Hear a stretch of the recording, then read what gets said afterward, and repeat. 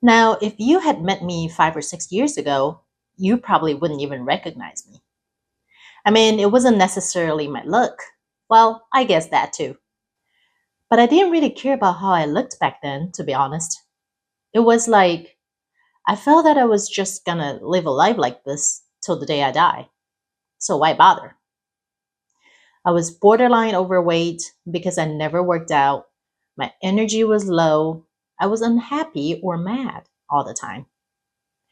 Any small things could trigger me. In hindsight, I was probably burnt out or even a little depressed without realizing it. On the surface, I was actually living a life that most would call successful. I had a job that I thought I enjoyed for the most part. I had a six-figure salary, a beautiful family of four, a beautiful big house in a nice neighborhood. We traveled around the world every year and go on vacations during kids' school breaks. Oh, and of course, we had the sweetest golden retriever. Everything was picture perfect. But I had almost zero motivation. I was living on autopilot every day.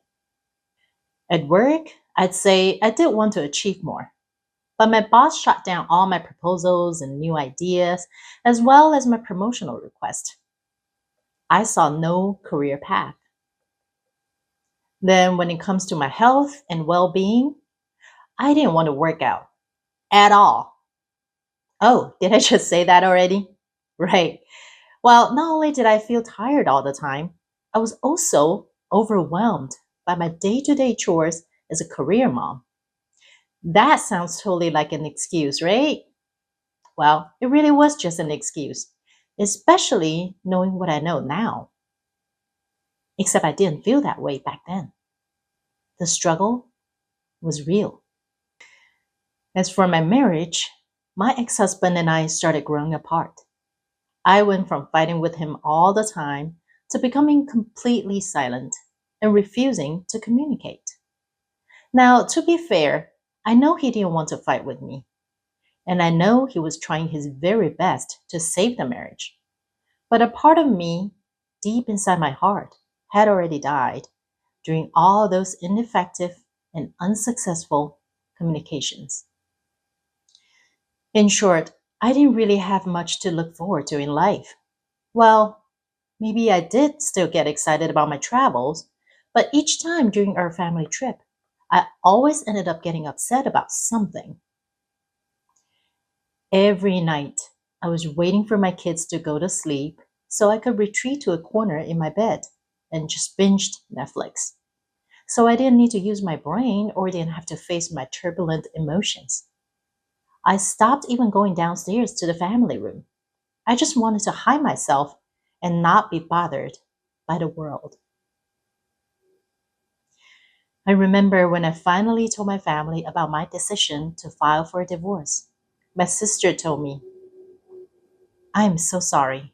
I didn't realize you were so unhappy. I just smiled, but I was bleeding inside because I didn't realize that myself either. I thought I was just living a normal life, and people won't always be happy in a normal life, right? I would probably continue this life if I didn't brave myself to make one of the most important decisions in my life to get a divorce. In fact, even that took over a year. We had initially decided to divorce at the beginning of 2018, but as the reality hit, I got cold feet, and a year later, nothing changed. Or more like, I was increasingly unhappy every day, and I had to finally face the reality that it was time to let go. Little did I know that things would only get worse from there. As we were going through the divorce process, the pandemic hit. We were selling our house at the time, and I remember we got an offer and the buyer backed out due to the fear of the uncertainty, and everything just froze from there. The courts all shut down, so we couldn't move forward with the divorce process. We didn't get any offers until 6 months later, but it was too late for me. because shortly after the pandemic started, my company had a massive layoff and I lost my job.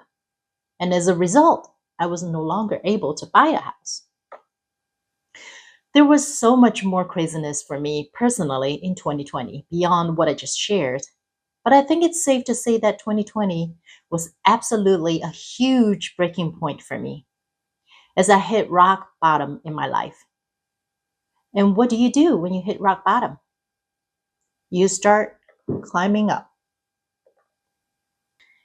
Quite honestly, I really wasn't thinking as much at the time. For me, I felt like I was in a survival mode, and I just took it one day at a time. But now looking back, that was when I started reinventing myself. The old me no longer worked. I had no choice but to let my old self go. It was an opportunity for a rebirth, and I took it. I dived deep into a self discovery and healing journey and had learned so much about myself, my past wounds, my hidden trauma, my grit and resilience, and my passion for life that was buried for years. I reignited that spark in me. And this is what happened, also taking place in 2020. When my so called successful life was over, I co founded a marketing agency, started getting trained and certified as a coach, and took my career path into my own hands. I resumed taekwondo training that I quit in my 20s and started building exercises into my routines.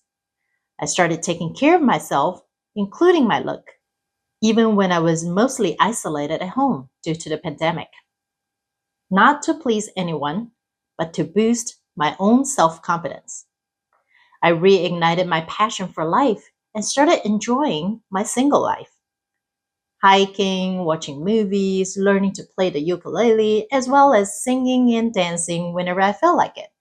And I started facing all my emotions and learned to accept myself and be honest about how I felt. In short, I started aligning with my true, authentic self. And I couldn't be happier. Now, if you are going through any life altering events, whether it's breakup, divorce, job loss, burnout, or just generally feeling lost or unmotivated, I see you. I hear you. I feel you. And I know exactly how to help you so you can turn your breaking points into breakthroughs like I did. Now, I won't sugarcoat it because it is very painful and excruciating. You have to want to change your life because no one else can make you. You must first acknowledge and accept your full emotions and your new reality before you can make any profound changes. You must also go through this part of the process to let go of your old self so you can create space for your new identity and become who you truly want to be. But I can help you shorten this process so you can suffer less and enjoy more as the new you. I'll continue to share more insights, tools, strategies, and inspiration through my channels. You can find me on Instagram, here on YouTube, as well as my website, or you can enroll in my masterclass or membership program or get one on one coaching and mentoring support from me directly. I'd also encourage you to sign up for my free weekly email newsletters. You can find links in the description box below. All of these contents are created with love and my deep desire to support you so you can understand yourself on a deeper level, build self love and confidence, and design a life that aligns with your true passions, values, and calling.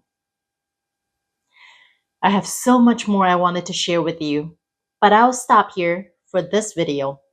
And please make sure you come back next Friday as I share with you how I turn my breaking points into breakthroughs. Thank you so much for watching. I feel your love and support, and I love you too.